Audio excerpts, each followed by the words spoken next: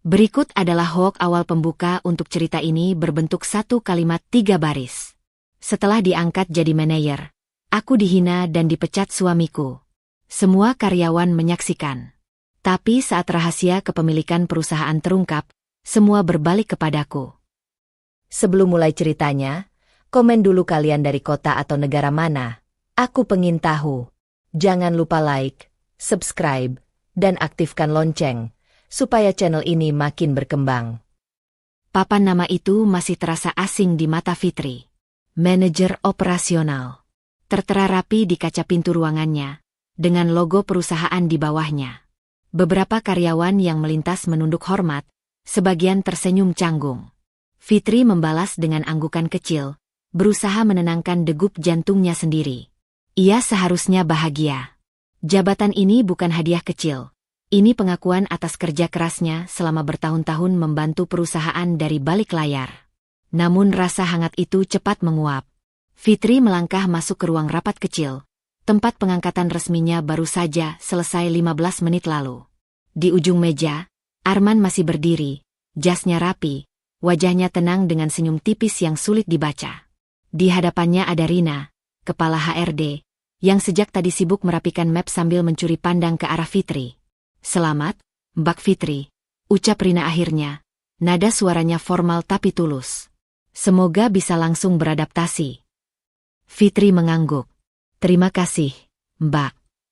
Arman menepuk meja pelan, isyarat rapat benar-benar berakhir. "Baik, semua kembali ke pekerjaan masing-masing." Nada suaranya datar, seperti sedang menutup rapat biasa, bukan pengangkatan istrinya sendiri. Beberapa karyawan keluar. Rina pamit terakhir, matanya sempat bertemu dengan mata Fitri. Ada simpati di sana, seolah ia bisa merasakan ketegangan yang menggantung. Begitu pintu tertutup, suasana berubah. Arman berjalan mendekat, berhenti tepat di depan Fitri. "Aku harap kamu paham," katanya pelan tapi tegas. "Di kantor, kita profesional. Jangan bawa urusan rumah ke sini." Fitri terdiam. Kata-kata itu sebenarnya wajar. Tapi cara Arman mengucapkannya membuat dada Fitri mengencang. "Aku tahu," jawabnya akhirnya. "Aku juga nggak pernah minta perlakuan khusus." Arman mengangguk singkat. "Bagus. Karena keputusan di kantor tetap ada di tanganku." Fitri menatap suaminya. Ada dorongan untuk bertanya, apakah jabatan ini benar-benar bentuk kepercayaan, atau sekadar cara Arman menunjukkan kuasa. Tapi ia menelan pertanyaan itu. Ini hari pertamanya. Ia tak ingin memulai dengan pertengkaran. "Kalau begitu, aku mulai susun laporan operasional," ucap Fitri, memilih jalur aman. Arman berbalik tanpa menjawab, keluar ruangan lebih dulu. Malamnya, rumah terasa terlalu sunyi. Fitri duduk di tepi ranjang, melepas sepatu kerja dengan gerakan lambat. Hari itu melelahkan, bukan karena tugas, melainkan karena usaha menahan perasaan sendiri. Dari dapur terdengar suara gelas diletakkan agak keras. Arman masuk kamar dengan kemeja rumah, ekspresinya serius. "Kita perlu bicara," katanya. Fitri menghela napas pelan. "Tentang apa?" "Posisimu di kantor," jawab Arman tanpa basa-basi. "Aku setuju kamu jadi manajer karena aku percaya kamu bisa membantu. Tapi jangan sampai kamu lupa, perusahaan ini aku yang pimpin." Kalimat itu jatuh seperti beban di pundak Fitri. "Aku nggak pernah lupa," katanya hati-hati. "Aku cuma ingin bekerja sebaik mungkin." Arman menatapnya tajam. "Bekerja, iya. Tapi jangan merasa lebih dari itu. Di rumah, kamu istriku. Di kantor, kamu bawahanku." Fitri merasakan sesuatu retak di dalam dadanya. Bukan kemarahan, melainkan perih yang lama dikenalnya. Sejak kapan ia harus mengecilkan diri agar orang lain, bahkan suaminya sendiri, merasa aman? Ia ingin berkata bahwa ia tak pernah berniat menyaingi. Ingin mengatakan bahwa semua yang ia lakukan selama ini demi perusahaan dan pernikahan mereka. Namun yang keluar hanya, "Aku ngerti." Arman tampak puas. "Bagus. Aku nggak mau ada drama." Ia mematikan lampu sisi tempat tidurnya dan berbaring, seolah percakapan selesai. Fitri tetap duduk, menatap lantai. Jabatan manajer yang tadi siang terasa membanggakan, kini berubah menjadi beban baru, tanggung jawab besar tanpa ruang untuk dihargai. Di kepalanya, pertanyaan kecil mulai berputar. Apakah ia benar-benar diberi kepercayaan, atau hanya ditempatkan agar tetap bisa dikendalikan? Fitri akhirnya berbaring, membelakangi Arman. Ia memejamkan mata, mencoba meyakinkan diri bahwa semua akan baik-baik saja jika ia bersabar sedikit lagi. Sedikit saja. Namun jauh di dalam hatinya, untuk pertama kalinya muncul keputusan kecil yang berbahaya. Ia akan membuktikan kemampuannya, meski harus berdiri sendirian. Dan keputusan itu, tanpa ia sadari, akan mengubah segalanya. Fitri datang ke kantor lebih pagi dari biasanya. Keputusan itu lahir dari kegelisahan yang belum reda sejak malam sebelumnya. Kata-kata Arman, "Di kantor kamu bawahanku," masih terngiang, menyisakan rasa sesak yang belum menemukan bentuk. Fitri menyalakan komputer di ruangannya, membuka laporan operasional yang selama ini hanya ia lihat sepintas. Semakin ia membaca, semakin jelas kekacauan yang selama ini ditutup rapat oleh rutinitas. Alur persetujuan berlapis tanpa fungsi, data penjualan yang terlambat masuk, dan jadwal distribusi yang sering tumpang tindih. Bukan kesalahan besar satu orang, melainkan sistem yang dibiarkan tumbuh sembarangan. Fitri menghela napas pelan. Jika ia ingin dihargai bukan sebagai istri, melainkan sebagai profesional, maka inilah jalannya. Ia mulai menyusun ulang. Pukul 10 pagi, Fitri sudah menyiapkan ringkasan perubahan awal. Sederhana, tanpa jargon, langsung ke inti. Saat ia keluar ruangannya menuju ruang rapat kecil, beberapa staf operasional menoleh, terlihat ragu namun penasaran. Fitri menangkap tatapan itu. Untuk pertama kalinya sejak pengangkatannya, ia berdiri bukan sebagai simbol, melainkan sebagai penggerak. "Ini nggak akan lama," ucapnya tenang. "Aku cuma mau memastikan alur kerja kita nggak saling tumpang tindih." Penjelasan Fitri singkat dan jelas. Ia tidak menyalahkan siapapun, hanya menunjukkan bagaimana satu perubahan kecil bisa menghemat waktu dan biaya. Beberapa staf saling pandang, lalu mengangguk. Ada kelegaan di wajah mereka, sesuatu akhirnya masuk akal. Namun pintu ruang rapat terbuka tanpa ketukan. Arman masuk dengan langkah mantap. Senyum tipis tersungging di wajahnya, tapi matanya menyapu ruangan dengan tajam. Fitri merasakan udara berubah. "Oh, sudah mulai rapat?" tanya Arman, suaranya terdengar ringan. "Aku kira untuk rapat operasional besar, setidaknya perlu koordinasi dengan atasan." Beberapa staf menunduk. Fitri berdiri tegak. "Ini penyesuaian teknis kecil, Mas, supaya kerja tim lebih efisien." Arman tersenyum, tapi senyum itu dingin. "Efisien menurut siapa?" Fitri menahan napas. "Menurut data yang kita punya." Arman melangkah mendekat, berdiri di samping meja. "Hati-hati, Fitri. Kadang terlalu banyak perubahan justru bikin orang bingung. Apalagi kalau datang dari pengalaman yang masih baru." Sindiran itu halus, tapi jelas. Ada jeda sunyi yang menyesakkan. Fitri merasakan pipinya menghangat, bukan karena malu, melainkan karena dorongan untuk membela diri. Namun ia ingat pilihannya semalam, membuktikan, bukan melawan. "Justru karena baru, aku melihat hal-hal yang selama ini mungkin terlewat," jawabnya pelan tapi mantap. Arman menatapnya beberapa detik, lalu tertawa kecil. "Baiklah, kita lihat saja nanti." Ia berbalik dan keluar ruangan, meninggalkan ketegangan yang menggantung. Rapat berakhir lebih cepat dari rencana. Staf keluar satu persatu dengan wajah kikuk. Fitri mengumpulkan kertasnya, jantungnya berdegup tak beraturan. Ia menang, setidaknya secara profesional. Tapi kemenangan itu terasa mahal. Di lorong, Rina menghentikannya.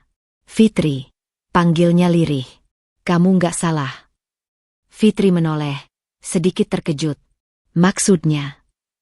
"Yang kamu lakukan barusan," lanjut Rina, suaranya rendah. "Itu perlu. Aku cuma berharap kamu siap." "Siap untuk apa?" tanya Fitri, meski ia sudah tahu jawabannya. Rina ragu sejenak. "Untuk tekanan yang bukan soal kerja." Kalimat itu menancap. Fitri tersenyum tipis. "Terima kasih sudah jujur." Sepanjang sisa hari itu, Fitri bekerja dalam diam. Beberapa laporan mulai menunjukkan perbaikan kecil. Sistem yang ia sentuh merespons positif. Namun setiap kemajuan terasa dibayangi oleh tatapan Arman yang sesekali muncul dari balik kaca ruangannya. Tajam, penuh perhitungan.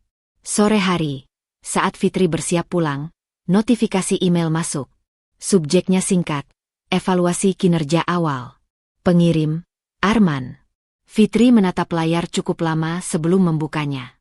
Isinya bukan teguran, bukan pujian, melainkan daftar pertanyaan detail tentang setiap keputusan yang ia ambil hari itu. Formal, rapi, dan dingin. Seolah Arman sedang mengingatkannya bahwa setiap langkahnya diawasi. Fitri menutup laptop.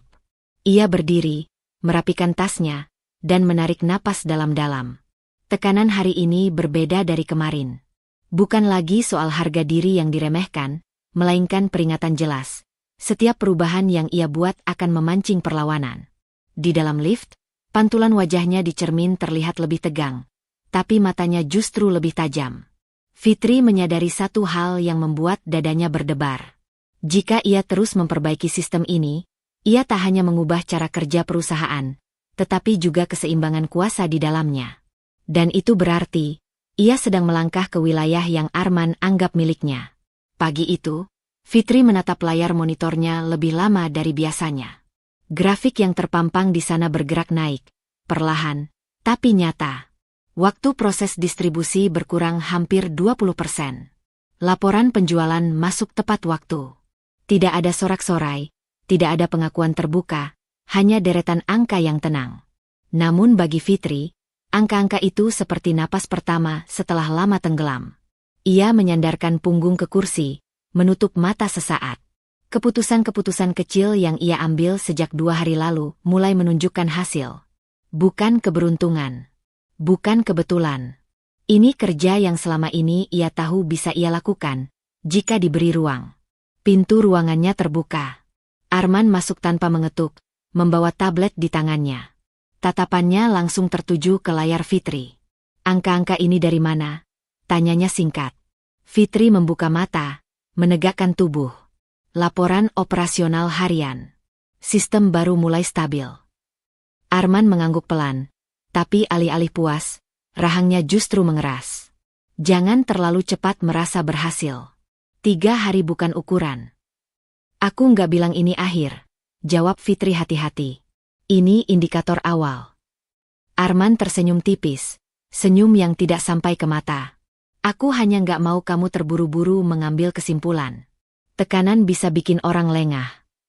Fitri menangkap maksudnya.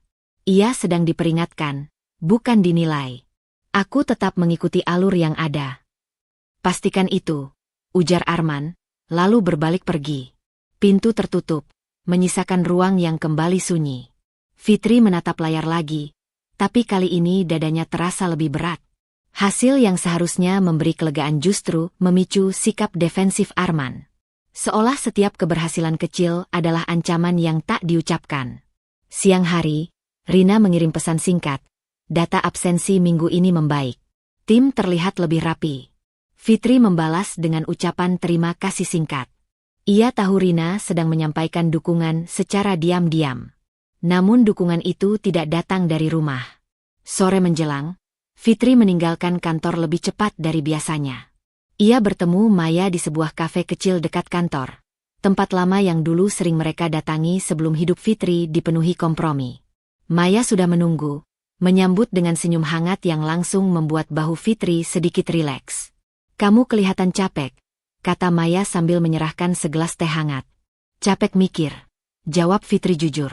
Maya menatapnya tajam, bukan menghakimi. Kamu selalu begitu. Kalau mulai berhasil, kamu justru mikir apa yang orang lain rasakan. Fitri terdiam. Ia mengaduk tehnya perlahan. Aku cuma nggak mau bikin masalah.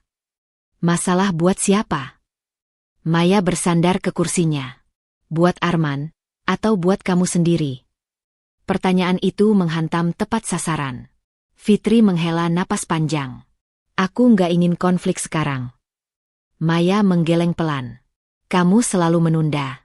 Selalu bilang nanti. Kamu mengecilkan diri sendiri supaya orang lain nyaman. Fitri menatap Maya, ada dorongan untuk membantah, tapi kata-kata itu terlalu akrab. Terlalu sering ia dengar, terlalu sering ia abaikan. Aku cuma ingin fokus kerja dulu. Maya menatapnya lembut, tapi tegas. Fokus kerja itu aman. Tapi jangan jadikan itu alasan buat menghindar. Fitri tersenyum tipis. Aku belum siap. Maya tidak memaksa. Aku cuma mau kamu sadar. Setiap kali kamu memilih diam, kamu sedang memilih sesuatu. Malam itu, Fitri pulang dengan kepala penuh. Di rumah, Arman sudah duduk di ruang tamu, menatap ponselnya. Ia menoleh sekilas saat Fitri masuk. Kamu pulang cepat, katanya datar. Ada laporan yang sudah selesai, jawab Fitri. Arman mengangguk, lalu berkata tanpa menatap. Besok ada presentasi singkat di depan direksi. Aku yang akan jelaskan arah besar perusahaan. Fitri merasakan jeda kecil di dadanya. Bagian operasional. Aku rangkum saja, jawab Arman cepat. Lebih efisien. Fitri tahu itu bukan soal efisiensi. Itu soal kontrol. Namun ia hanya mengangguk. Baik. Saat mereka berbaring, jarak di antara mereka terasa lebih lebar dari ranjang itu sendiri. Fitri menatap langit-langit, memikirkan grafik pagi tadi, kata-kata Maya sore tadi, dan nada Arman barusan. Ia menyadari bahwa keberhasilannya mulai mengubah dinamika, bukan hanya di kantor, tetapi di rumah.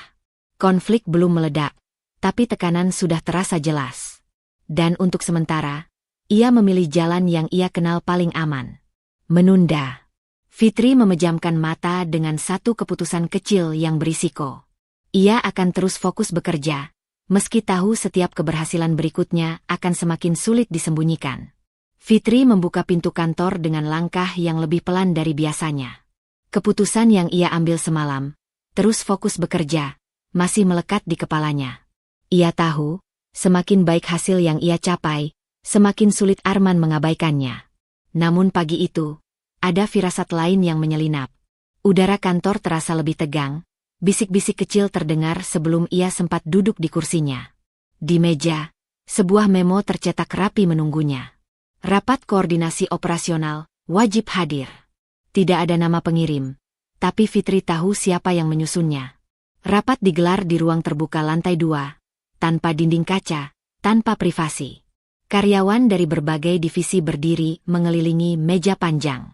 Rina terlihat di sisi ruangan, wajahnya kaku.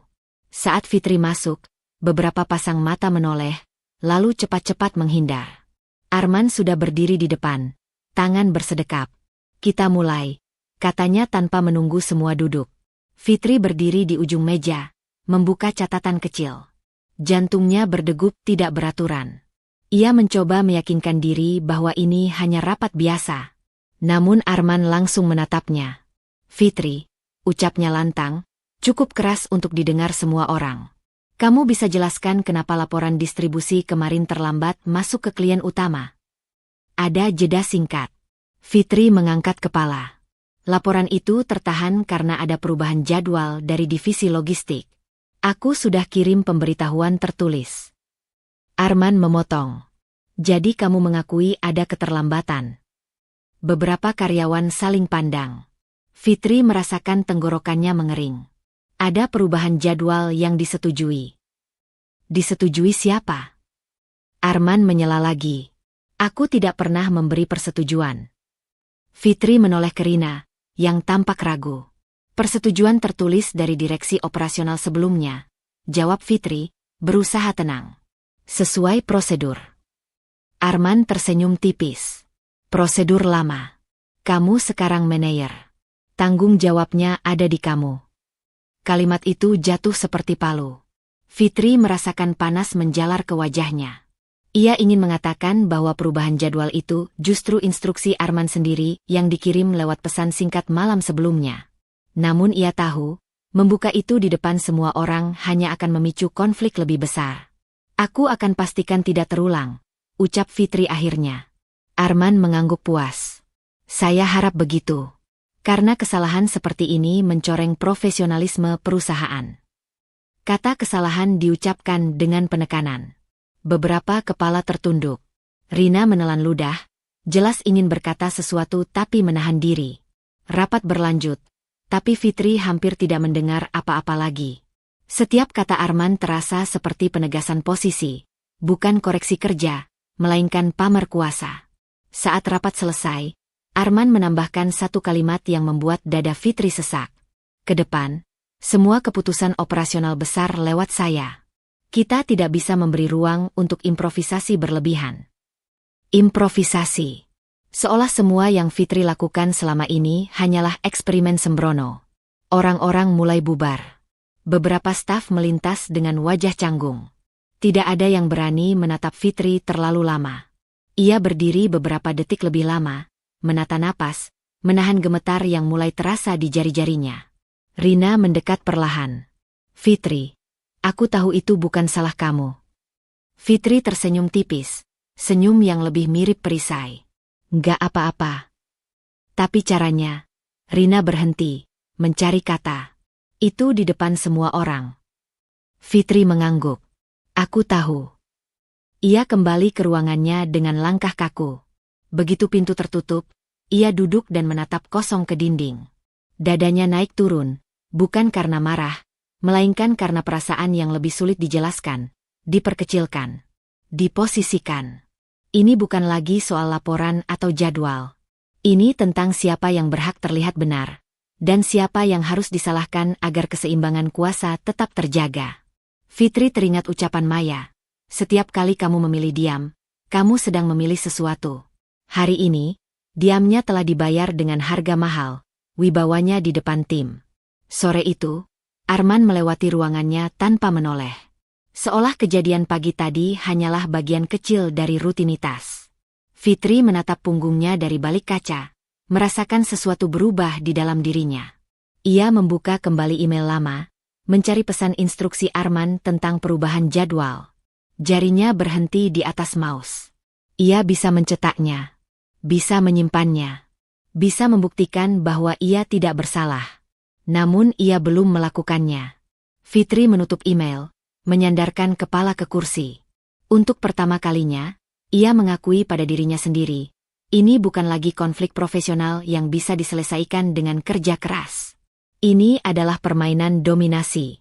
Dan di akhir hari itu, Fitri mengambil keputusan kecil yang berbahaya. Ia mulai menyimpan bukti, diam-diam, tanpa sepengetahuan Arman.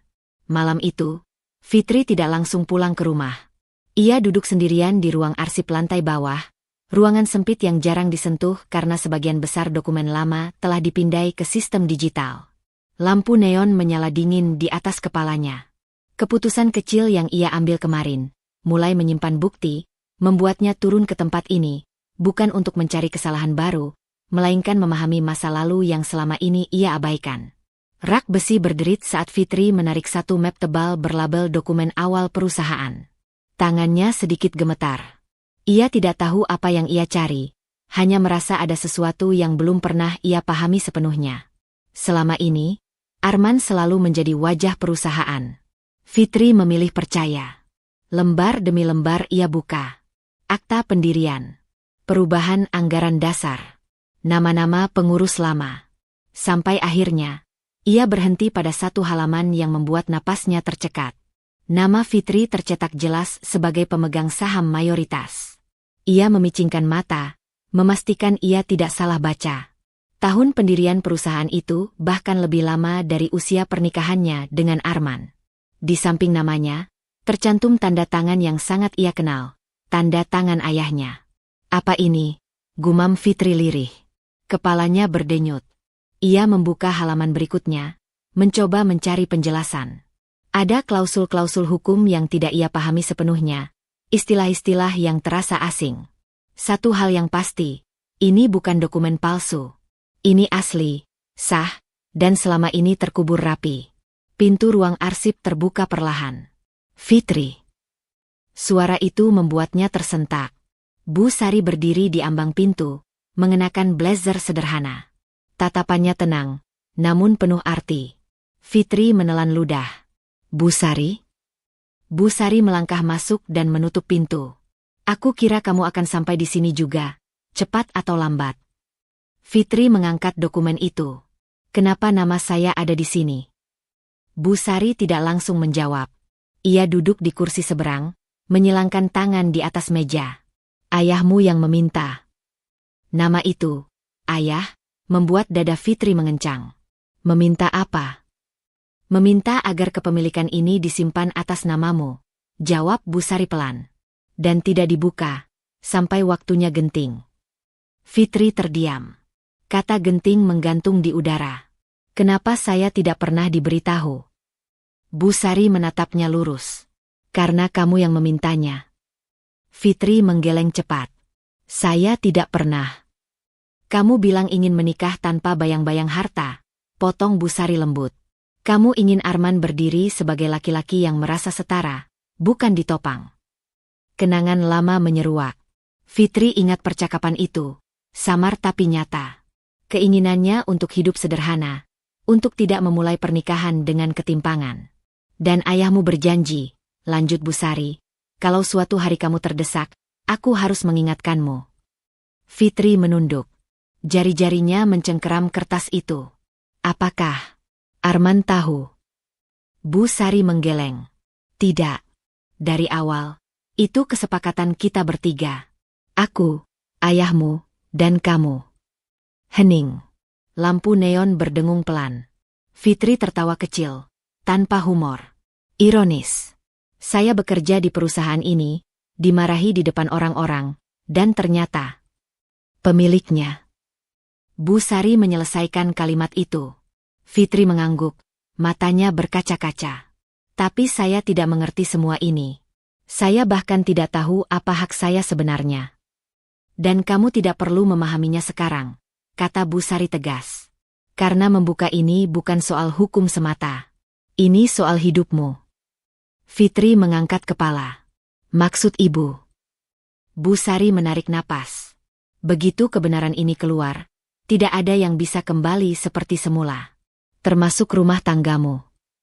Kata itu menghantam lebih keras dari teguran Arman manapun. Fitri membayangkan wajah Arman jika tahu. Rasa dikhianati, ego yang hancur, kemarahan yang tak terukur. Apa yang harus saya lakukan? Tanya Fitri lirih. Bu Sari menatapnya dengan tatapan yang tidak menggurui. Aku hanya mengingatkan janji. Keputusan tetap milikmu. Malam itu, Fitri pulang dengan kepala penuh dan langkah berat. Arman sudah ada di rumah, menonton televisi tanpa menoleh saat Fitri masuk. Rutinitas kecil itu terasa asing sekarang. Kamu pulang telat, ujar Arman singkat. Ada pekerjaan, jawab Fitri. Arman mendengus. Jangan sampai kerja bikin kamu lupa rumah. Fitri menelan jawaban yang ingin keluar. Ia masuk kamar, menutup pintu perlahan. Di dalam tasnya, salinan akta itu terasa seperti beban yang tak terlihat, tapi nyata. Ia duduk di tepi ranjang, memegang dada yang terasa sesak. Rahasia ini bisa menjadi pelindung, atau pemicu kehancuran. Di akhir malam itu, Fitri mengambil keputusan kecil namun berisiko. Ia memilih menyimpan kebenaran ini sendiri, sambil bertanya dalam diam. Seberapa genting keadaan yang harus terjadi sebelum ia berani membukanya? Fitri bangun dengan perasaan yang belum pernah ia kenal sebelumnya. Bukan marah, bukan takut, melainkan kewaspadaan yang kaku, seolah setiap gerak harus dipikirkan 2 kali. Salinan akta itu masih tersimpan rapi di laci terkunci, tetapi keberadaannya terus menekan pikirannya. Sejak malam tadi, setiap kata Arman terdengar berlapis makna. Setiap tatapan terasa seperti penilaian. Di kantor, suasana berubah lebih dingin. Fitri baru saja duduk ketika Rina masuk ke ruangannya, menutup pintu pelan. Mas Arman minta kamu ke ruang rapat besar jam 10, katanya lirih. Hanya kamu. Nada suara Rina membuat Fitri langsung paham. Ini bukan rapat teknis. Ada agenda, tanya Fitri. Rina menggeleng. Beliau cuma bilang, klarifikasi arah kerja. Fitri mengangguk, berusaha tersenyum. Begitu Rina keluar, Fitri menatap jam di dinding. Masih 2 jam. 2 jam untuk menenangkan diri, padahal jantungnya sudah berdegup tak beraturan. Pukul 10 tepat, Fitri masuk ke ruang rapat besar. Arman sudah menunggu, duduk di ujung meja panjang, sendirian. Ruangan itu terasa terlalu luas untuk percakapan yang akan terjadi. "Kamu tahu kenapa aku panggil?" tanya Arman tanpa basa-basi. "Belum," jawab Fitri jujur. Arman menyilangkan tangan. "Aku merasa kamu mulai bergerak tanpa koordinasi." Fitri menarik napas. "Semua perubahan yang aku lakukan masih dalam koridor operasional." "Menurutmu?" potong Arman. "Tapi ada batas. Dan belakangan, kamu melewati batas itu." Kata batas menggema. Fitri menegakkan punggung. Batas profesional atau batas yang lain? Tatapan Arman menajam. "Jangan memelintir. Aku bicara soal struktur. Soal hierarki." Fitri menelan ludah. "Aku menghormati struktur." "Kalau begitu," lanjut Arman, suaranya merendah tapi mengandung ancaman, "ikuti saja alur yang sudah ada. Jangan membuat keputusan tanpa persetujuanku. Aku tidak ingin ada manajer yang merasa bisa berjalan sendiri." Fitri memahami pesan yang tidak diucapkan. Patuh, atau tersingkir. "Apa ini peringatan?" tanyanya pelan. Arman tersenyum tipis. "Anggap saja arahan." Percakapan berakhir tanpa kata penutup. Fitri keluar ruangan dengan langkah yang terasa lebih berat dari saat masuk. Di luar, beberapa staf berpura-pura sibuk, tapi ia tahu mereka mendengar nada suara Arman tadi. Siang hari, Fitri duduk di ruangannya tanpa menyentuh laporan. Di kepalanya, dua peran saling bertabrakan, istri yang ingin menjaga rumah tangga, dan profesional yang mulai melihat ketidakadilan dengan mata terbuka. Pesan dari Maya masuk. "Kamu nggak apa-apa?" Fitri mengetik balasan singkat. Masih bisa bertahan. Ia tahu itu bohong setengahnya. Sore menjelang, Arman mengirim email berjudul revisi prosedur. Isinya memotong wewenang Fitri secara halus. Keputusan-keputusan yang sebelumnya bisa ia ambil, kini harus melalui meja Arman. Legal. Rapi. Tidak bisa disalahkan. Fitri membaca email itu berulang kali. Tangannya dingin. Ini bukan ledakan emosi seperti teguran di ruang terbuka. Ini langkah sistematis untuk mengecilkannya tanpa suara. Malamnya, di rumah, Arman bersikap biasa. "Terlalu biasa. Kamu jangan terlalu capek," katanya sambil menuang air. "Aku cuma ingin semuanya berjalan teratur." Fitri menatapnya, mencoba membaca wajah yang selama ini ia kenal. "Atau kamu ingin aku berhenti bergerak?" Arman mengangkat alis. "Kamu berlebihan." Fitri tersenyum pahit. "Mungkin." Ia masuk kamar lebih dulu, menutup pintu pelan. Di dalam, ia duduk di tepi ranjang, menatap lantai. Ultimatum itu tidak diucapkan, tapi jelas terasa. Pilih patuh dan tetap aman sebagai istri, atau terus bekerja sesuai nurani dan bersiap kehilangan segalanya. Fitri membuka laci, menatap kunci kecil yang menyimpan salinan akta. Jarinya menyentuh logam dingin itu, lalu menarik tangan kembali. Belum sekarang. Di akhir hari, Fitri membuat keputusan kecil yang rapuh namun berisiko. Ia memilih menurunkan langkahnya di permukaan, sambil diam-diam mengamati sejauh mana Arman akan mendorongnya ke tepi. Dan pilihan itu, meski terlihat aman, justru membawa dirinya semakin dekat pada jurang yang tak bisa dihindari. Pagi itu, Fitri datang dengan perasaan waspada yang lebih tebal dari hari-hari sebelumnya. Keputusan kecil yang ia ambil, menurunkan langkah di permukaan, ternyata tidak memberi ketenangan. Justru sebaliknya. Semakin ia diam, semakin cepat roda bergerak tanpa kendalinya. Begitu ia menyalakan komputer, undangan rapat besar muncul di layar. Rapat evaluasi kinerja operasional, seluruh karyawan wajib hadir. Nama pengirimnya jelas, Arman. Tidak ada agenda rinci. Tidak ada permintaan bahan presentasi darinya. Fitri merasakan detak jantungnya mengeras. Rapat sebesar itu tanpa koordinasi bukan tanda baik. Aula utama dipenuhi kursi yang disusun rapi. Karyawan dari semua divisi memenuhi ruangan. Suasana riuh rendah, bercampur rasa ingin tahu. Fitri duduk di barisan depan, tepat di sisi meja pimpinan. Rina duduk beberapa kursi di belakangnya, wajahnya tampak tegang. Ketika Arman naik ke podium, suara ruangan perlahan mereda. "Terima kasih sudah hadir," ujar Arman dengan suara mantap. "Rapat ini penting. Kita perlu bicara jujur soal arah dan kinerja." Fitri menegakkan punggung. Kata jujur membuatnya semakin waspada. Arman mulai dengan paparan umum, angka pertumbuhan, target kuartal, tantangan pasar. Semuanya terdengar normal, bahkan meyakinkan. Hingga slide berikutnya muncul di layar besar. Evaluasi operasional, divisi manajemen. Arman menoleh ke arah Fitri. Sebagai manajer operasional, Fitri tentu bertanggung jawab atas data ini. Fitri menatap layar. Seketika, perutnya mengeras. Angka-angka di sana asing. Grafik yang ia kenal telah berubah. Beberapa indikator sengaja dipotong, konteks dihilangkan. Data mentah yang belum final dipajang seolah hasil akhir. Itu bukan versi yang aku setujui, ucap Fitri spontan, suaranya terdengar lebih pelan dari yang ia harapkan. Arman mengangkat alis. Tapi itu yang dikirim ke direksi. Beberapa karyawan saling pandang. Bisik-bisik kecil mulai terdengar. Fitri berdiri, berusaha menjaga suara tetap stabil. Data itu belum lengkap. Ada penyesuaian lanjutan yang menarik, potong Arman. Karena laporan ini berasal dari sistem yang kamu ubah sendiri. Kalimat itu seperti jerat. Fitri sadar, ini bukan kesalahan teknis. Ini jebakan. Sistem yang ia perbaiki kini dipakai sebagai senjata untuk menjatuhkannya. Fitri menelan ludah. Kalau diberi waktu, aku bisa jelaskan alurnya. Arman tersenyum.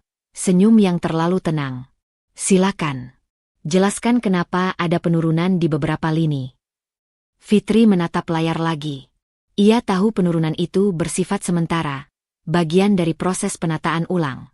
Namun tanpa data pembanding, semua tampak seperti kegagalan.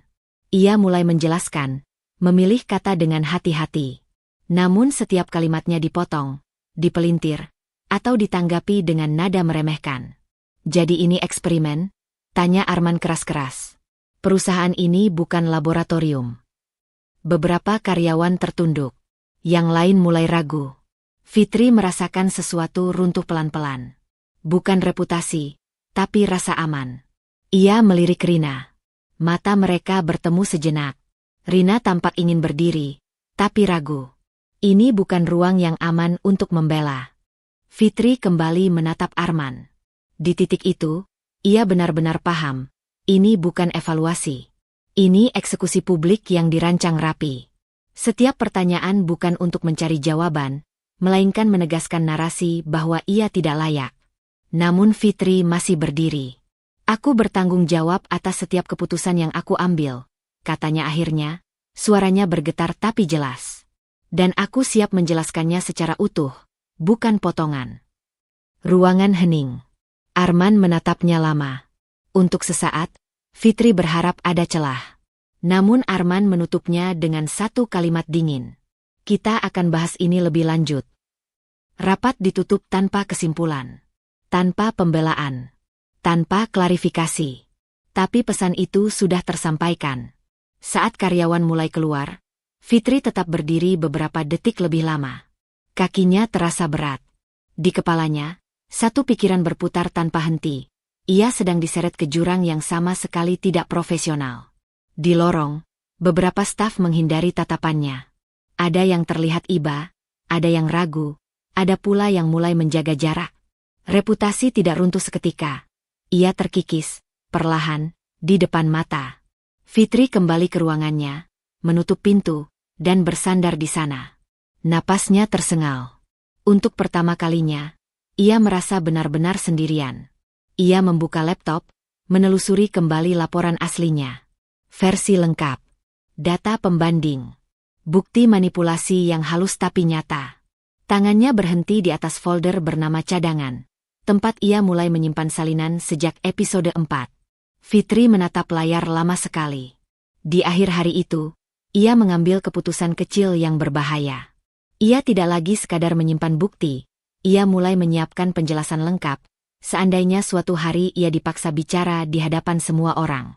Fitri datang ke kantor dengan langkah yang terasa asing di tubuhnya sendiri. Keputusan kecil yang ia ambil semalam, menyiapkan penjelasan lengkap, menyusun ulang bukti, belum sempat memberinya rasa siap. Pagi itu, suasana gedung berubah. Terlalu sunyi untuk jam sibuk. Tatapan-tatapan yang ia terima bukan lagi ragu, melainkan berhati-hati. Seolah semua orang sudah tahu sesuatu yang ia belum dengar secara resmi. Undangan rapat kembali muncul. Ruangan yang sama. Peserta yang sama. Namun kali ini, agenda tertulis jelas. Tindak lanjut evaluasi manajemen. Fitri duduk di kursi yang sama seperti kemarin. Tapi rasanya berbeda. Dada terasa sempit. Ia memegang map tipis berisi salinan laporan lengkap, bukti bahwa ia tidak bersalah. Namun entah kenapa, ada firasat bahwa hari ini bukan tentang data. Arman masuk tanpa basa-basi. Wajahnya dingin, datar, seperti orang yang sudah mengambil keputusan sejak lama. Ia berdiri di depan, menatap seluruh ruangan sebelum akhirnya berhenti di Fitri. Setelah mempertimbangkan kinerja dan dampak yang ditimbulkan, ujar Arman, suaranya keras dan terukur, perusahaan mengambil langkah tegas. Fitri menegakkan punggung. Jantungnya berdetak keras. Mulai hari ini, lanjut Arman, Fitri tidak lagi menjabat sebagai manajer. Bahkan, tidak lagi menjadi bagian dari perusahaan ini. Ruangan seperti berhenti bernapas. Fitri tidak langsung bereaksi. Kata-kata itu masuk pelan, menghantam bagian terdalam dirinya bukan sebagai ancaman, melainkan sebagai penghinaan yang disengaja. Ia berdiri. Aku berhak tahu alasannya, ucapnya pelan, namun cukup jelas terdengar. Arman tersenyum miring. Alasannya sederhana. Kamu tidak kompeten. Beberapa karyawan menunduk. Rina mengepalkan tangan. Dan, Arman melanjutkan, suaranya semakin tajam. Sejujurnya, sejak awal aku ragu. Perempuan seringkali sulit memisahkan urusan pribadi dan profesional. Apalagi kalau sudah jadi istri. Kalimat itu seperti cambuk. Fitri merasakan panas menjalar ke wajahnya, bukan karena malu, melainkan marah yang ditahan paksa. Namun yang lebih menyakitkan adalah desisan kecil di ruangan. Bukan persetujuan penuh, tapi juga bukan penolakan. Kamu terlalu emosional, lanjut Arman. Terlalu sensitif. Perusahaan ini butuh ketegasan, bukan perasaan. Fitri menatapnya lurus. Untuk sesaat, ia ingin membuka map itu, menumpahkan semua bukti di depan mereka. Menunjukkan bahwa laporan itu dimanipulasi. Bahwa ini semua permainan kuasa. Namun di detik itu, ia menyadari sesuatu yang lebih pahit. Jika ia bicara sekarang, bukan kebenaran yang akan didengar, melainkan pembenaran atas penghinaan yang sudah dilontarkan. Arman melambaikan tangan kecil. Kamu bisa bereskan barangmu hari ini. Tidak ada kata terima kasih. Tidak ada pengakuan atas kerja bertahun-tahun. Tidak ada kehormatan dalam pemecatan itu. Fitri mengangguk perlahan. Ia tidak membantah. Tidak menangis. Tidak berteriak. Ia menutup map itu kembali. Saat ia melangkah keluar dari barisan kursi, ruang rapat terasa panjang dan sempit sekaligus. Setiap langkah seperti menarik benang luka di dalam dadanya. Beberapa pasang mata mengikutinya. Ada yang bersalah. Ada yang iba. Ada yang pura-pura sibuk. Rina berdiri setengah, ragu ingin mengejar. Fitri menggeleng pelan. Bukan sekarang. Pintu tertutup di belakangnya dengan bunyi pelan yang justru terasa lebih menyayat daripada bentakan. Di lorong, Fitri berhenti sejenak. Tangannya gemetar. Bukan karena kehilangan jabatan. Itu hanya posisi. Yang baru saja direnggut adalah sesuatu yang jauh lebih mahal. Kehormatannya sebagai manusia. Ia masuk ke ruangannya untuk terakhir kali. Meja rapi. Tanaman kecil di sudut. Semua tampak normal. Seolah tidak ada yang berubah. Fitri memasukkan barang-barangnya perlahan. Setiap gerakan menahan gelombang emosi yang ingin pecah. Saat ia menutup laci terakhir, pantulan dirinya di kaca lemari membuatnya terdiam. Wajahnya pucat, tapi matanya masih utuh. Masih menyala. Fitri keluar gedung tanpa menoleh. Matahari siang menyambutnya tanpa belas kasihan. Di tangannya, map tipis itu terasa lebih berat dari sebelumnya. Di dalam diam yang panjang, satu tekanan batin baru tumbuh pelan namun pasti. Jika ia memilih diam selamanya, penghinaan itu akan menjadi kebenaran. Pintu ruang rapat itu baru saja tertutup ketika Fitri berhenti di lorong. Langkahnya masih terasa berat, Dadanya sesak oleh gema kalimat Arman yang memecatnya di depan semua orang. Bukan kehilangan jabatan yang membuatnya nyaris runtuh, melainkan cara ia direndahkan, seolah semua kerja kerasnya tak pernah ada. Tangannya gemetar saat ia meraih ponsel, menatap nama yang sejak tadi berputar di kepalanya. Ia menelan ludah, lalu menekan panggilan itu. 5 menit kemudian, pintu lift terbuka kembali. Fitri melangkah keluar dengan postur berbeda.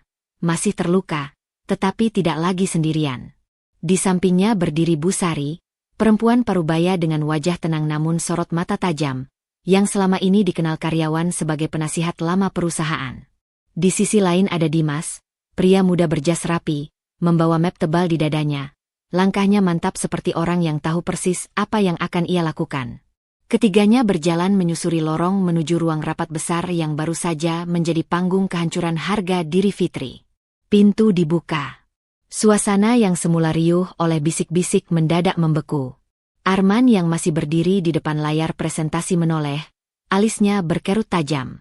Rapat belum selesai, katanya dingin, nada suaranya mengandung peringatan.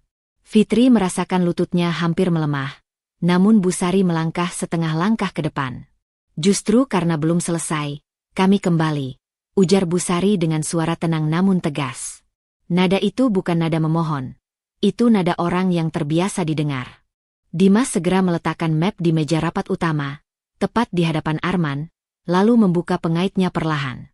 Bunyi logam kecil itu terdengar nyaring di ruangan yang kini sunyi. Fitri berdiri sedikit di belakang mereka. Matanya menyapu wajah-wajah karyawan, Rina yang pucat, beberapa kepala divisi yang saling bertukar pandang, dan puluhan pasang mata lain yang tak berkedip. Jantungnya berdegup keras. Inilah titik yang sejak tadi ia takuti.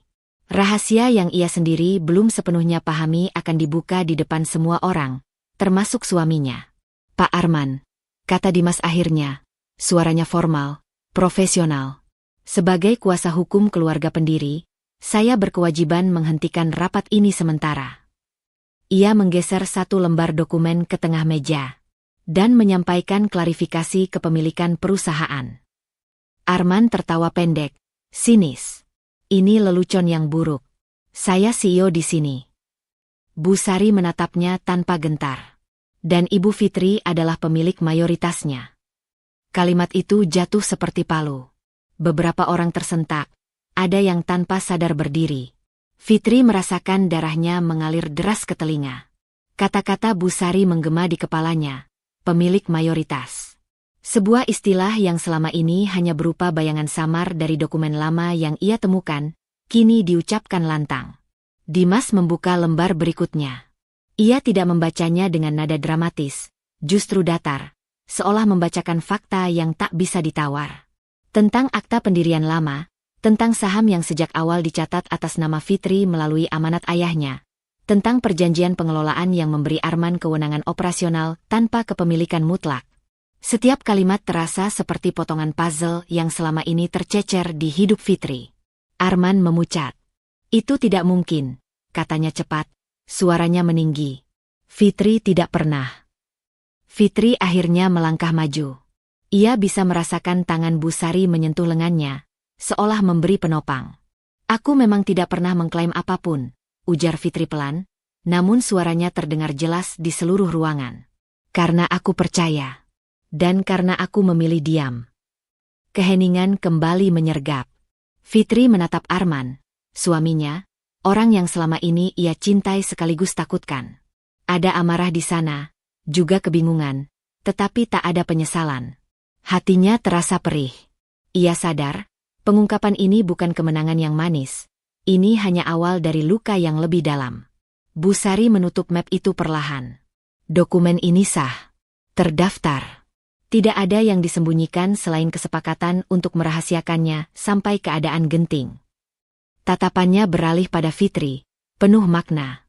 Dan keadaan itu sudah tiba. Fitri menarik napas panjang. Di dalam dadanya, dua peran bertabrakan keras. Istri yang ingin rumah tangganya utuh, dan pemilik sah yang tak lagi bisa membiarkan dirinya diinjak. Ia belum siap mengambil keputusan apapun hari ini. Namun satu hal jelas, ia tidak lagi bisa mundur. Rapat resmi dihentikan. Karyawan diminta keluar satu persatu, meninggalkan ruangan dengan wajah-wajah tercengang. Fitri tetap berdiri di sana, menatap meja rapat kosong yang beberapa menit lalu menjadi tempat ia dieksekusi. Kini, ruangan itu menyimpan beban baru, kekuasaan yang secara hukum ada di tangannya, tetapi secara emosional terasa amat berat. Saat pintu tertutup dan hanya tersisa mereka berempat, Fitri menggenggam jemarinya sendiri. Dalam hati, ia membuat keputusan kecil yang berisiko. Ia tidak akan lagi berpura-pura tidak tahu siapa dirinya di tempat ini, meski konsekuensinya bisa menghancurkan pernikahannya. Suasana ruang rapat besar belum sepenuhnya pulih ketika pintu kembali dibuka. Para karyawan yang tadi diminta keluar masih berkerumun di lorong. Bisik-bisik mereka membentuk dengung tegang yang menembus dinding kaca. Fitri berdiri di dekat meja utama. Jantungnya masih berdetak tak beraturan setelah pengungkapan yang mengubah segalanya. Keputusan kecil yang ia buat di akhir rapat sebelumnya kini menuntut bentuk yang lebih nyata dan lebih kejam. Arman kehilangan kendali. Wajahnya merah, napasnya memburu. Ia mondar-mandir seperti singa terpojok. Tangannya sesekali menghantam meja. "Ini tidak sah," teriaknya. Suaranya menembus kaca hingga beberapa karyawan di luar menoleh. "Aku yang membangun perusahaan ini. Aku yang memimpin semua orang di sini." Nada suaranya pecah antara marah dan takut. Fitri mengenal nada itu. Nada seseorang yang baru sadar pijakan kakinya rapuh. Fitri memejamkan mata sejenak. Ada bagian dirinya yang ingin menghampiri Arman, menenangkan, menyelamatkan sisa-sisa pernikahan yang retak. Namun bayangan penghinaan di depan umum kembali menyala di ingatannya. Kata-kata yang merendahkan, tatapan-tatapan yang menyaksikan dirinya dilucuti martabatnya. Ia membuka mata. Tangannya dingin, tetapi punggungnya tegak. "Panggil semua karyawan kembali," kata Fitri pelan kepada Bu Sari. Nada itu bukan perintah keras, namun cukup jelas untuk ditaati. Bu Sari mengangguk, keluar sebentar, dan dalam hitungan menit ruang rapat kembali terisi. Rina masuk bersama yang lain, wajahnya tegang, matanya terus mengikuti Fitri. Sebagai kepala HRD, ia paham betul apa arti forum ini, dan apa yang akan dipertaruhkan. Fitri melangkah ke depan. Mikrofon masih terpasang. Saat ia menggenggamnya, jari-jarinya bergetar. Ia menarik napas panjang, menahan gelombang emosi yang menyerbu. "Terima kasih sudah kembali," ucapnya. Suaranya sempat bergetar, lalu menguat. "Saya tahu ini tidak mudah untuk disaksikan. Tapi ada keputusan yang harus disampaikan secara terbuka." Arman menyela. "Fitri, jangan lakukan ini. Kita bicarakan di rumah." Kata rumah menusuk tajam. Fitri menoleh, menatapnya dengan mata berkaca-kaca, namun suaranya tetap berdiri. "Justru karena ini selalu kau tarik ke rumah, aku memilih menyelesaikannya di sini." Rina berdiri sedikit lebih dekat ke meja, naluri profesionalnya mengambil alih. Ia menyiapkan catatan, menyadari perannya bukan lagi sekadar pengamat. Fitri menangkap tatapan Rina. Ada dukungan di sana, juga kekhawatiran. "Berdasarkan kewenangan pemilik saham mayoritas," lanjut Fitri, kini lebih mantap, "dan setelah mempertimbangkan pelanggaran wewenang yang terjadi, termasuk pemecatan sepihak tanpa dasar yang sah, manipulasi laporan, serta tindakan merendahkan di forum terbuka, saya memutuskan untuk memberhentikan Arman dari jabatannya sebagai CEO." Kata-kata itu jatuh satu persatu, berat dan tak bisa ditarik kembali. Beberapa karyawan menahan napas. Ada yang menutup mulut.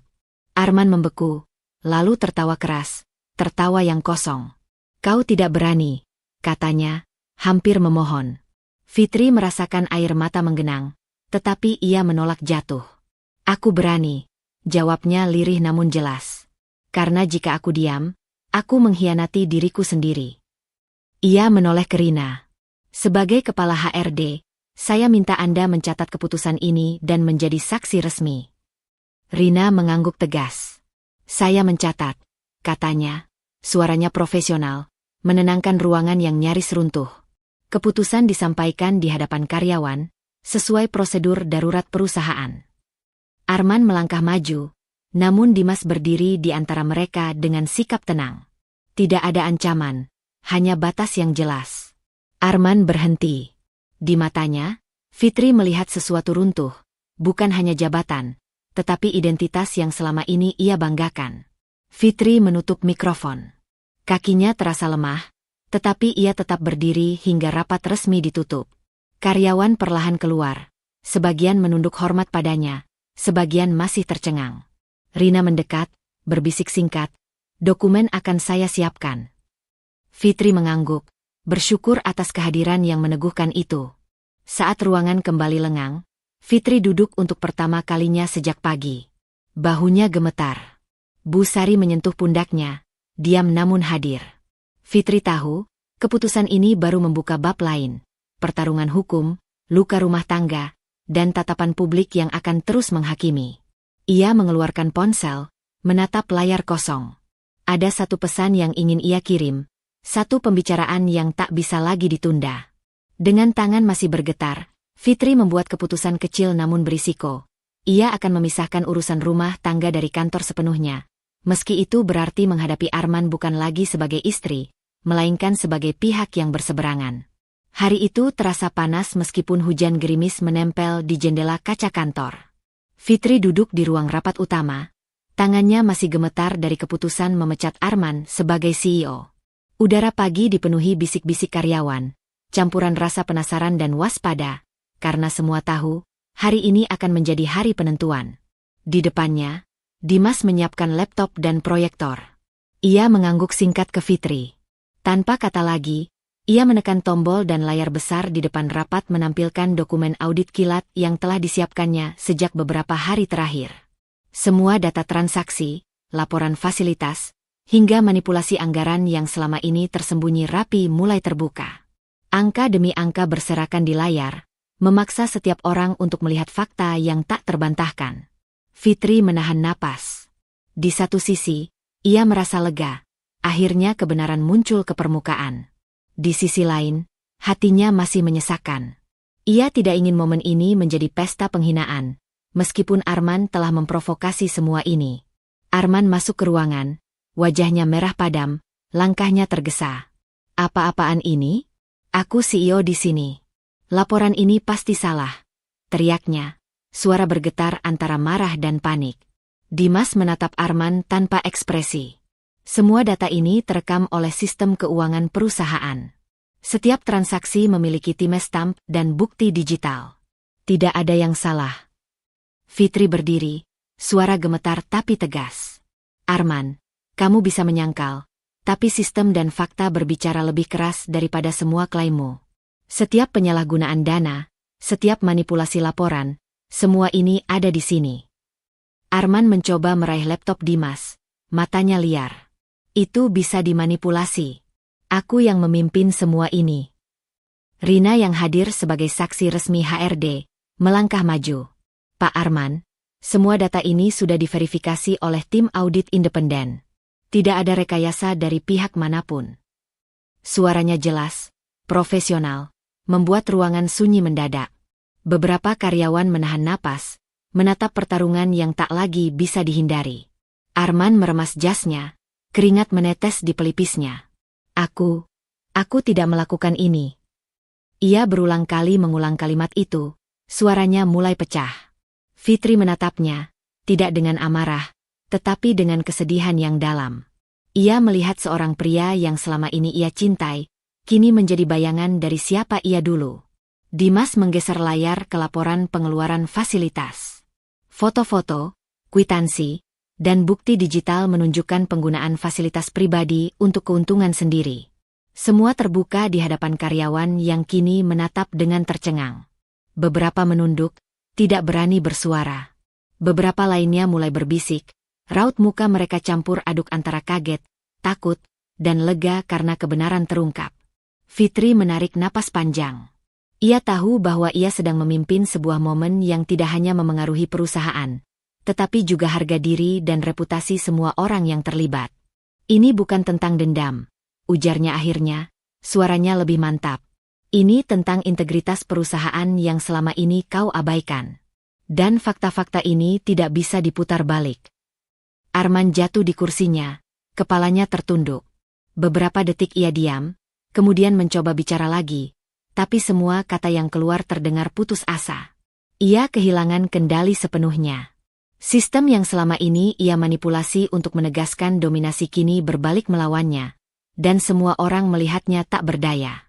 Fitri menatap layar satu persatu.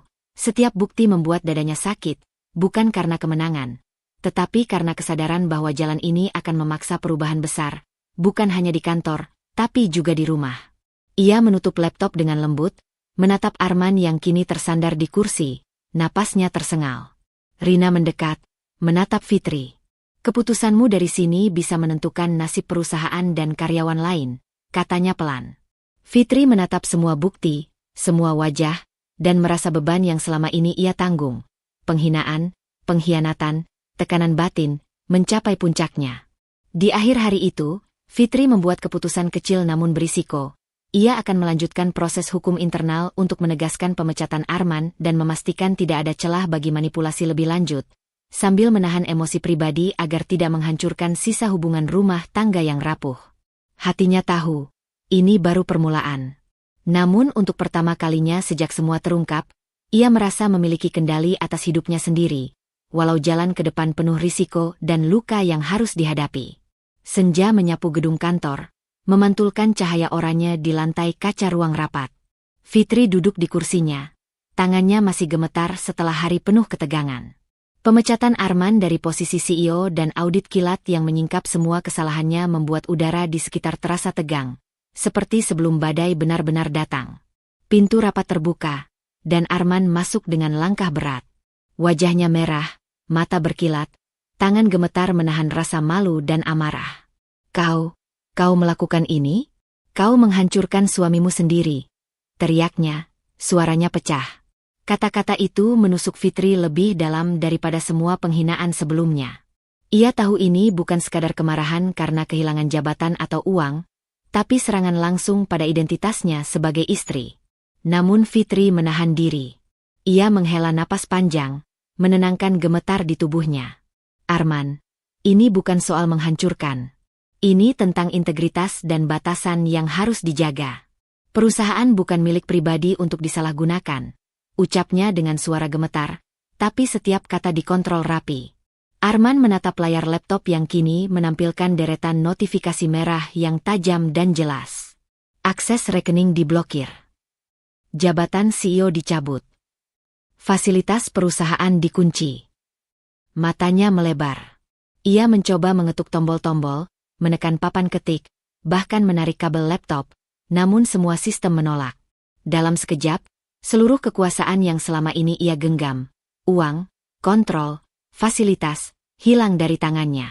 Ini tidak mungkin, teriak Arman, suaranya nyaris pecah. Aku CEO. Semua ini milikku. Fitri menunduk sejenak, menahan air mata yang menetes, tetapi suaranya tetap tegas. Semua wewenang dan akses yang kau gunakan untuk menyalahgunakan perusahaan kini dicabut. Ini konsekuensi tindakanmu, Arman. Rina, sebagai saksi HRD, berdiri di samping Fitri, mencatat setiap langkah resmi. Tatapannya menegaskan, keputusan ini sah dan final. Karyawan yang masih berada di gedung menatap dari jauh, beberapa menahan napas, beberapa lainnya tak percaya pada apa yang mereka saksikan. Arman meremas lengan kursinya, napasnya tersengal, wajahnya pucat. Ia menunduk, menatap meja rapat yang selama ini menjadi pusat kekuasaannya. Semua fasilitas yang ia gunakan, mobil dinas, ruang kerja pribadi, kartu akses, tak lagi bisa disentuh. Segala dominasi yang dulu ia genggam kini tersedot dari tangannya dalam hitungan detik. Fitri berdiri, menatapnya dengan campuran rasa sakit dan tekad. Ia hancur batinnya, bukan karena kekuasaan yang ia pegang, tetapi karena pengkhianatan datang dari seseorang yang dulu ia cintai sepenuh hati. Hatinya terasa sobek, tapi ia tidak mundur.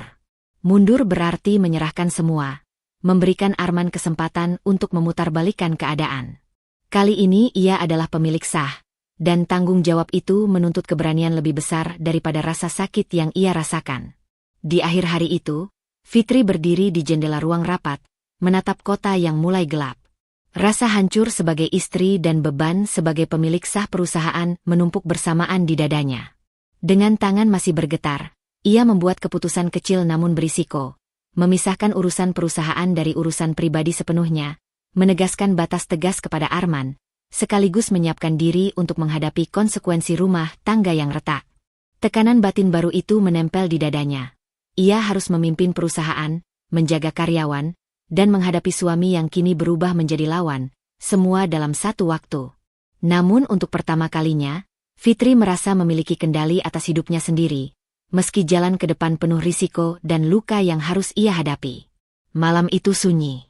Hanya terdengar detak jarum jam dan suara hujan yang rintik di luar jendela apartemen mereka. Fitri duduk di sofa ruang tamu, tubuhnya lelah, tetapi pikirannya berputar tanpa henti. Hatinya masih penuh bekas luka hari-hari di kantor.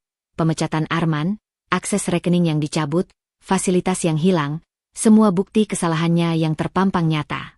Namun ada satu hal yang lebih sulit untuk dihadapi, perasaan yang telah menumpuk bertahun-tahun dalam rumah tangga mereka. Arman berdiri di dekat jendela, punggungnya menempel pada kaca, menatap malam yang basah. Ia terlihat lelah, tetapi wajahnya tetap menahan marah. Fitri, suaranya terdengar berat, seolah berusaha menenangkan diri sendiri. Kau tahu aku tidak bermaksud menghancurkanmu. Fitri menatapnya, mata berkaca-kaca tapi teguh. Tidak bermaksud? Selama bertahun-tahun, aku selalu menahan diri, menelan hinaanmu, memaafkan sikapmu yang merendahkan di depan orang lain, di depan staf, bahkan di hadapanku sendiri sebagai istri. Aku selalu menyesuaikan diri agar kau merasa nyaman dengan egomu. Arman. Suaranya mulai meninggi, tetapi masih dikontrol dengan ketegasan yang memaksa ruang itu diam. Arman menoleh, alisnya berkerut. Fitri, aku melakukan itu karena aku ingin kau menghargai usahaku. Aku ingin kau mengerti aku. Mengerti. Fitri hampir berteriak. Mengerti berarti menghormati, bukan menghancurkan. Selama bertahun-tahun aku disuruh diam, disuruh menyesuaikan diri. Aku tidak punya suara di rumah ini. Aku bukan anak kecil yang bisa kau kendalikan sesuai kehendakmu. Suaranya pecah, air mata mengalir. Tapi ia tetap menatap Arman tanpa menunduk. Arman menatapnya, napasnya tersengal. Ia ingin membalas, ingin membela diri, tetapi setiap kata terasa mentah di mulutnya. Egonya masih kuat, dan ia masih belum benar-benar menyesal. Aku tidak menyadari kau merasa seperti itu. Tapi kau tahu aku melakukan semua ini untuk kita. Fitri menahan napas panjang, mencoba menenangkan diri. Untuk kita? Bagaimana bisa kau bicara seperti itu? Padahal semua ini terjadi karena kau ingin menguasai segalanya? Jabatan, uang, kontrol atas perusahaan, dan bahkan atasku. Suaranya bergetar, tapi ada kekuatan yang mulai tumbuh di dalamnya. Aku tidak bisa lagi menahan diri. Aku bukan anakmu, Arman. Aku bukan boneka yang kau gerakkan sesukamu. Aku sudah berdiri, aku punya kekuatan, dan aku punya hak untuk membela diriku sendiri. Arman mundur beberapa langkah, matanya melebar. Ia belum pernah melihat Fitri berbicara seperti ini. Tegas, marah, tetapi juga rapuh. Ada luka yang terbuka di sana, sebuah peringatan keras bahwa ia telah menyepelekan perempuan yang selama ini ia klaim cintai. Namun egonya masih tinggi. Ia belum menyerah pada kesalahan. Fitri, kau terlalu keras. Kau selalu membuatku merasa kalah, merasa dihina. Fitri menggeleng. Tidak, Arman. Kau yang selalu menganggap dirimu lebih tinggi. Kau yang selalu ingin memimpin tanpa pernah menghargai aku. Dan hari ini, aku tidak akan mundur lagi, walau hatiku hancur. Aku memilih berdiri di sini, menghadapi semua ini, karena aku harus, bukan karena aku ingin menyakitimu. Arman menunduk, matanya berkaca-kaca, tapi suaranya tetap keras. Aku tidak tahu harus bagaimana. Semua ini terlalu cepat, terlalu berat. Fitri menarik napas dalam, merasakan luka batin yang selama ini ia pendam mulai keluar, bercampur dengan rasa lega. Aku tidak menuntutmu untuk berubah sekarang. Aku hanya ingin kau tahu, aku tidak akan lagi membiarkan diriku dihancurkan, dan aku tidak akan menutup mata lagi pada perlakuanmu. Suaranya lembut tapi tegas, seperti perbatasan yang baru ditetapkan. Tegas, tak bisa diganggu-gugat. Arman hanya terdiam, kepalanya menunduk, mencoba mencerna kenyataan bahwa wanita yang ia anggap lemah selama ini kini berdiri setara dengannya, bahkan lebih kuat dalam integritas dan tekad. Egonya masih ingin membela diri, tapi ia tak menemukan jalan. Fitri menatapnya lama. Di dadanya, luka batin hancur, tetapi ada percikan kekuatan yang tumbuh. Ia tahu, malam ini bukan akhir, tapi awal dari babak baru, bukan hanya untuk perusahaan, tapi juga untuk hidup pribadinya. Dengan napas panjang, ia membuat keputusan kecil namun berisiko. Ia akan menegaskan batasan emosional dan pribadi terhadap Arman, menjaga jarak agar tidak lagi bisa dikendalikan atau dihancurkan, sekaligus menyiapkan diri menghadapi konsekuensi rumah tangga yang mungkin tak pernah sama lagi. Di balik hujan yang terus menetes, Fitri merasakan campuran sakit dan kekuatan. Ia hancur, tapi berdiri. Ia takut, tapi tegas. Dan untuk pertama kalinya, ia merasa memiliki kendali atas siapa dirinya. Di luar ego suami, di luar dominasi yang selama ini mengekangnya. Matahari baru saja tenggelam, memantulkan cahaya jingga lembut ke seluruh ruang tamu apartemen mereka. Hujan semalam masih meninggalkan aroma basah di udara. Fitri duduk di kursi dekat jendela. Tangannya menepuk-nepuk map biru yang berisi dokumen kepemilikan perusahaan dan catatan hari-hari terakhir. Hatinya masih penuh bekas luka, pemecatan Arman, akses rekening yang dicabut, fasilitas yang hilang, dan konfrontasi pribadi malam sebelumnya. Namun malam itu, ada ketenangan yang aneh di dadanya. Arman berdiri di seberang ruangan, tangannya menyilang di dada, matanya merah karena kurang tidur dan tekanan emosional. Ia menatap Fitri dengan campuran kemarahan, kebingungan, dan sedikit ketakutan. "Fitri, tolong, kita bisa bicara," katanya lirih, suaranya tetap menyisakan nada ego yang kuat. Fitri mengangguk perlahan, mempersilakan Arman duduk di sofa yang berseberangan. Ia menarik napas panjang, menenangkan getaran suara di dalam dirinya. "Kita perlu bicara, ya. Tentang semua ini, tentang kita," ujarnya tenang, tetapi setiap kata menembus ruang dengan ketegasan yang sulit diabaikan.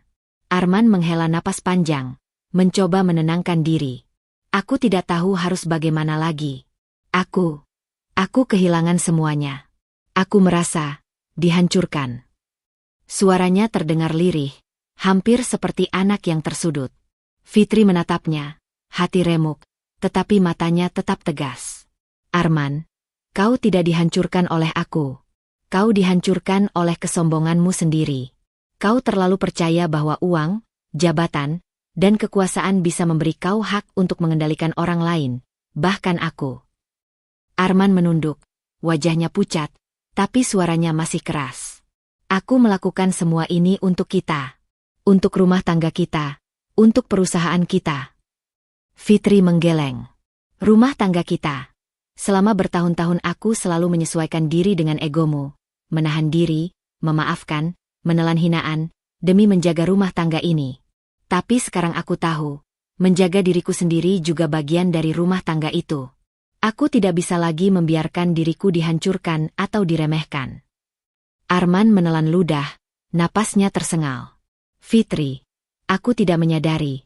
Aku tidak bermaksud." Fitri memotong dengan lembut namun tegas. "Aku tahu. Tapi niat tidak cukup.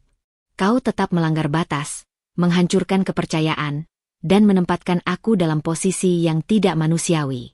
Aku tidak bisa lagi melanjutkan ini." Suaranya lembut, tapi setiap kata seperti palu yang menegaskan batas. Arman menunduk, matanya berkaca-kaca, tetapi egonya masih kuat. "Kau tidak bisa. Kita bisa memperbaiki semuanya." Fitri menarik napas dalam. Ia menatap langsung ke matanya, dengan ketenangan yang hampir dingin. "Aku sudah memikirkannya matang-matang. Aku mengajukan cerai, Arman. Bukan karena kebencian, tapi karena aku harus menyelamatkan diriku sendiri, harga diriku, dan masa depanku. Aku tenang dengan keputusan ini.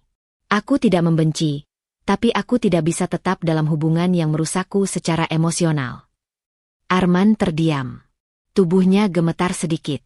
Ia merasakan kehancuran yang belum pernah ia rasakan. Bukan karena Fitri mengambil apapun dari tangannya, tapi karena ego dan kesombongannya sendiri membuatnya kehilangan segalanya. Aku tidak percaya ini terjadi," gumamnya, suaranya serak. Fitri menunduk sejenak, menahan air mata, lalu kembali menatapnya. "Aku tahu ini sulit. Aku juga hancur. Tapi aku tidak bisa lagi menunggu kesadaranmu datang. Aku harus bergerak sekarang. Untuk diriku sendiri. Aku tidak mundur, Arman. Aku berdiri di sini, dan aku tegas dengan pilihanku. Hening menempel di ruangan itu. Hanya terdengar hujan tipis di luar, dan detak jantung yang berirama cepat di dada mereka masing-masing. Arman menatap Fitri, menyadari untuk pertama kalinya bahwa semua yang ia anggap kekuatan hanyalah ilusi. Tanpa rasa hormat dan empati, semua itu rapuh dan mudah runtuh. Namun egonya masih mengikatnya. Ia belum sepenuhnya menyesal, masih mencari cara untuk membela diri. Fitri menutup map biru di pangkuannya, napasnya panjang. Dalam hening itu, ia membuat keputusan kecil namun berisiko. Ia akan memulai proses perceraian dengan jelas dan tenang, tanpa membiarkan emosinya menguasai tindakan, sekaligus menyiapkan langkah menghadapi kehidupan baru yang sepenuhnya di tangannya sendiri. Saat hujan mulai reda, Fitri menatap kota dari jendela, merasakan campuran sakit, lega, dan kekuatan. Ini bukan kemenangan penuh, tetapi ini adalah puncak keberanian batin yang selama bertahun-tahun terkubur. Dan untuk pertama kalinya ia merasa benar-benar memegang kendali atas hidupnya. Pagi itu, kota masih basah oleh sisa hujan semalam. Fitri melangkah ke kantor dengan langkah tenang, pakaian rapi, dan wajah yang menyiratkan tekad. Ia sudah melewati malam-malam yang panjang, konfrontasi emosional, dan hari-hari yang terasa seperti ujian tanpa henti. Tapi hari itu berbeda. Ini hari di mana ia sepenuhnya menata ulang hidupnya sendiri, sebagai perempuan merdeka dan pemilik sah perusahaan.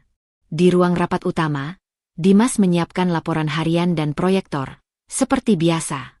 Mata mereka bertemu sesaat, dan tanpa kata, ia memberikan dukungan yang selama ini tidak pernah diungkapkan secara verbal. Keyakinan bahwa Fitri bisa menghadapi tantangan apapun. Bu Sari duduk di pojok ruang, mengawasi setiap persiapan dengan tatapan waspada namun bangga. Ia selalu menjadi pengingat bahwa keputusan masa lalu, yang menunda pengungkapan kepemilikan Fitri, dilakukan untuk melindungi perempuan yang kini berdiri tegak di hadapan mereka semua. Fitri membuka laptop, menatap layar yang kini menjadi simbol kendali, bukan sekadar data.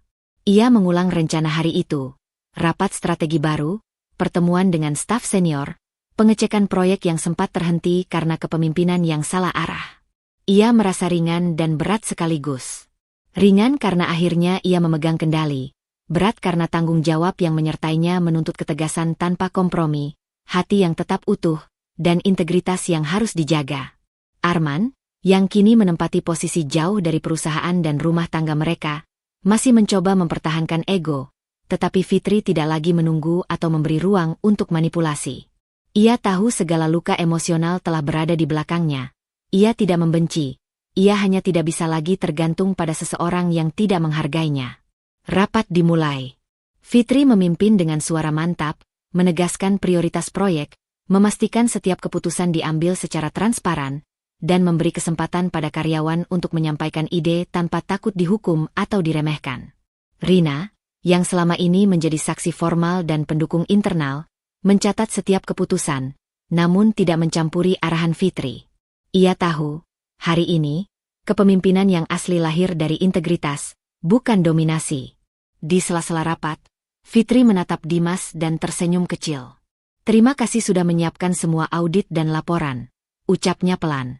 Dimas hanya mengangguk, tatapannya hangat, seolah mengatakan, kau pantas mendapatkan ini, setelah semua yang kau lalui.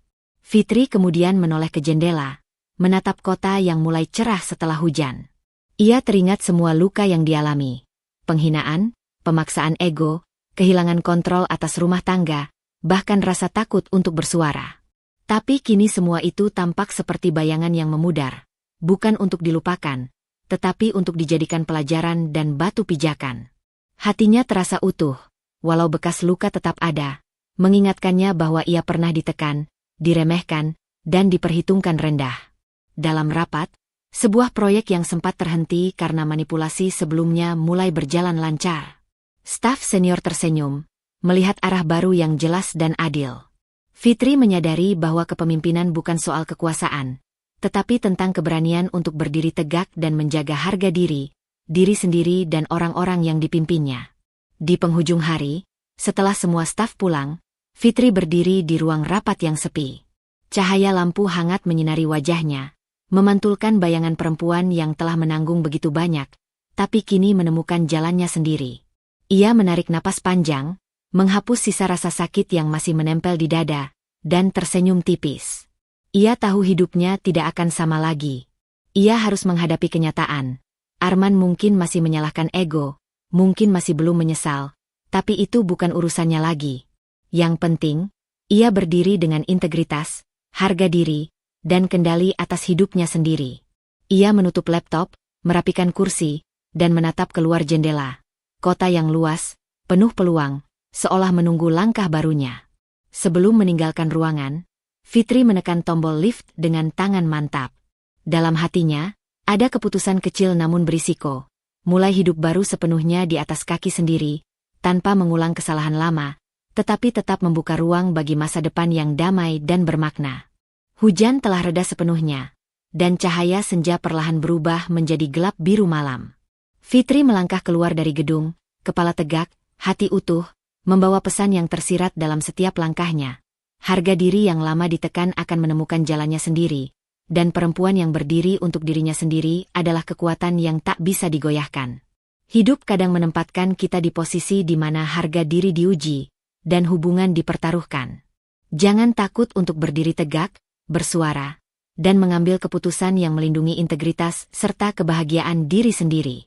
Menghargai diri sendiri bukan ego, itu adalah keberanian, dan setiap perempuan berhak merasakan kebebasan itu. Terima kasih telah mengikuti perjalanan Fitri hingga akhir. Semoga kisahnya menginspirasi kita semua untuk menjaga harga diri, berani menghadapi tantangan, dan menemukan kekuatan dalam setiap pilihan hidup. Sampai jumpa di cerita berikutnya, dengan hati yang lebih teguh dan langkah yang lebih pasti.